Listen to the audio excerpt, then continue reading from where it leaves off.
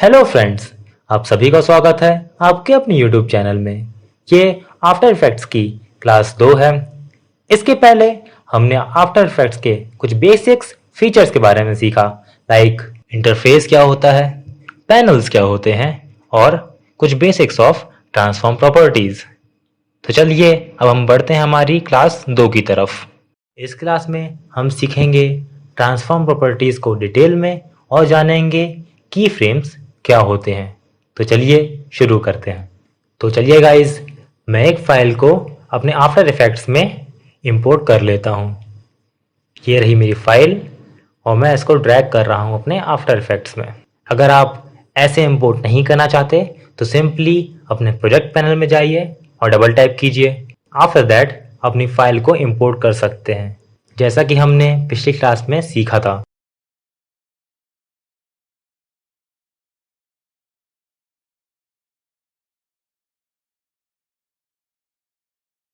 अब हम इसको टाइमलाइन विंडो में ले जाएंगे। जैसा कि आप देख सकते हैं, हमारी फाइल टाइमलाइन विंडो पे आ चुकी है और ये कंपोजिशन विंडो में भी शो हो रही है। ट्रांसफॉर्म प्रॉपर्टीज के लिए इस एरो पे क्लिक करेंगे और ये आ गई हमारी फाइल की ट्रांसफॉर्म प्रॉपर्टीज। इन प्रॉपर्टीज को अगर हम चेंज करेंगे तो हमारी फाइल पर भी असर पड़ेगा। ये हमने लास्ट क्लास में देख लिया था। तो अब हम जानेंगे कि ये स्टॉप वॉच क्या काम करती है, की फ्रेम्स क्या होते हैं और इनको यूज़ कैसे करते हैं। सबसे पहले हम देखते हैं पोजीशन। पोजीशन पे आपको एक स्टॉप वॉच दिख रही होगी छोटी सी, और जब हम इस पे क्लिक करते हैं तो यहाँ पे एक स्क्वायर आ जाएगा। इसको कहते हैं की फ्रेम। अगर हम इस पे क्लिक करेंगे तो एक की फ्रेम ऐड हो जाएगी। जैसा कि आप देख सकते हैं, यहाँ पे लिखा हुआ है ऐड और रिमूव की फ्रेम एट करंट टाइम। तो आप देख सकते हैं एक की फ्रेम आ गई है हमारी टाइमलाइन विंडो पर। लेयर के जस्ट नीचे एक की फ्रेम ऐड हो चुकी है। ये टाइम जूम इन और जूम आउट करता है। जैसा कि आप देख सकते हैं, सेकेंड में टाइम देखना है तो सेकेंड में रहेगा। अगर आपको सेकेंड से और कम में देखना है तो आप जूम आउट कर सकते हैं, तो ये आपको मिली सेकेंड में दिखेगा। और ये अब पीक टाइम हो गया है, तो अब ये फ्रेम टू फ्रेम दिखेगा। अब हम इसको वापस कर लेते हैं। अब हम टाइम इंडिकेटर को आगे करके एक और की फ्रेम ऐड करेंगे। अगर हम इस पर क्लिक करेंगे तो एक की फ्रेम ऐड हो जाएगी। इन की फ्रेम्स को डिलीट करने के लिए सिंपली हमको फर्स्ट की फ्रेम को सिलेक्ट करना होगा। जब ये सिलेक्ट होती है तो ब्लू कलर में दिखती है। की फ्रेम को डिलीट करने के लिए आपको सिंपली की फ्रेम को सिलेक्ट करना होगा और अपने कीबोर्ड से डिलीट का बटन प्रेस करना होगा। इससे की फ्रेम डिलीट हो जाएगी।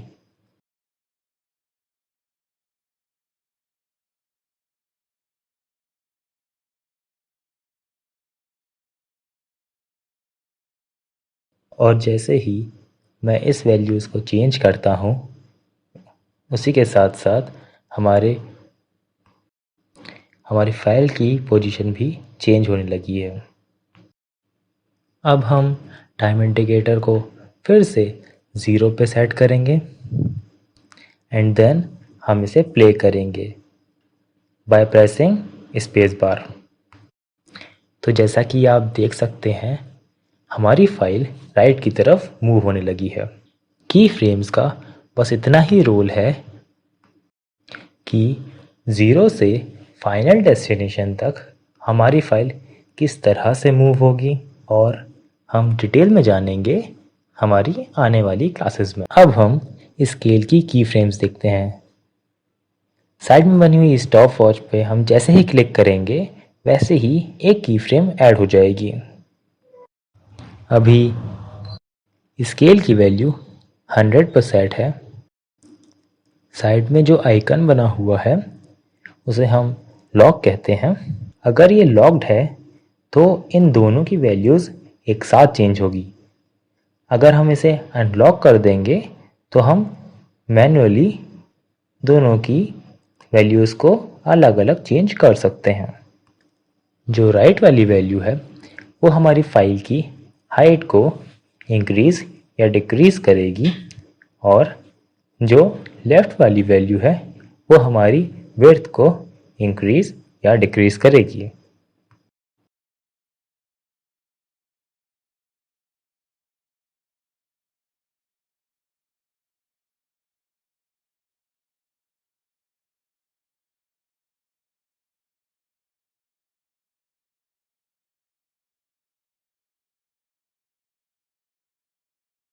तो चलिए अब हम वापस आते हैं हमारी की फ्रेम पे।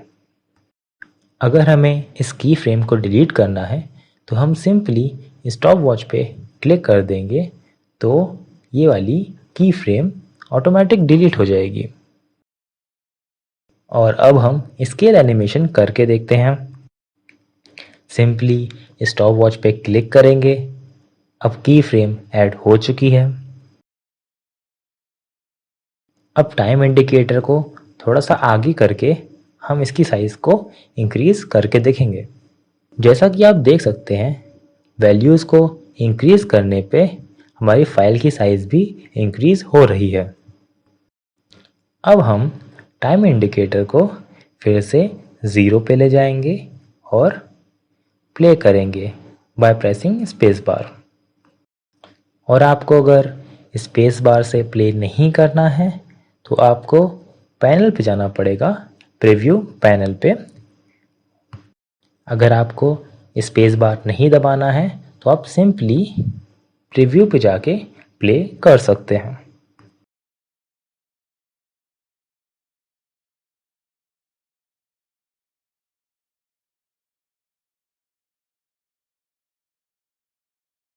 उम्मीद करता हूँ आपको ये समझ में आ गया होगा। तो चलिए हम आगे बढ़ते हैं। चलिए अब हम रोटेशन की फ्रेम्स को यूज़ करके देखते हैं। रोटेशन की फ्रेम्स को ऐड करने के लिए हम सिंपली स्टॉप वॉच पे क्लिक करेंगे। जैसा कि आप देख सकते हैं की फ्रेम्स ऐड हो गई है। मैं इस की फ्रेम को जूम कर लेता हूँ आपको क्लियरली दिखाने के लिए। अभी हमारा टाइम इंडिकेटर हमारे की फ्रेम पे नहीं है तो यहाँ पर ब्लू टिक नहीं दिखा रहा है। जैसे ही मैं अपने टाइम इंडिकेटर को अपने की फ्रेम पे लाता हूँ तो ये ब्लू हो जाता है। ये यह शो करता है कि हमारा टाइम इंडिकेटर हमारे की फ्रेम पर है। अगर हम रोटेशन की वैल्यू चेंज करेंगे तो हमारे की फ्रेम की वैल्यू चेंज हो जाएगी। आप इसकी वैल्यू ड्रैग करके चेंज कर सकते हैं या सिंपली टाइप करके भी चेंज कर सकते हैं। इसके लिए सिंपली मैंने इस पे क्लिक किया और मैं अब इस पे कोई भी वैल्यू पुट कर सकता हूँ। फॉर एग्ज़ाम्पल मैं यहाँ पर 5 प्रेस करता हूँ तो अब ये 5 डिग्री पर रोटेट हो चुका है। अब मैं टाइम इंडिकेटर को थोड़ा और आगे लेके जाऊंगा एंड देन मैं इसकी वैल्यू को फिर से चेंज कर दूंगा। इस बार मैं वैल्यू पुट कर रहा हूँ -5। जैसा कि आप देख सकते हैं इसकी वैल्यू -5 हो चुकी है। तो चलिए अब हम इसे प्ले करके देखते हैं। प्ले करने के लिए मैं सिंपली स्पेस बार को प्रेस करूंगा। जैसा कि आप देख सकते हैं हमारी फाइल रोटेट होने लगी है। चलिए अब हम ओपेसिटी की फ्रेम्स यूज़ करके देखते हैं। स्टॉप वॉच पे क्लिक करेंगे और अब की फ्रेम्स ऐड हो चुकी है। अब हम एक की फ्रेम और ऐड करेंगे यहाँ पर। इसकी ओपेसिटी हम कम कर देंगे। बेसिकली ओपेसिटी का मतलब होता है विजिबिलिटी।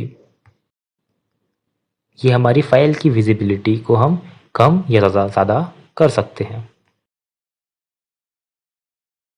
ये बहुत इजी ऑप्शंस हैं, आपको बहुत आसानी से सब बन जाएगा। बस आपको कंसिस्टेंसी बनाए रखनी है।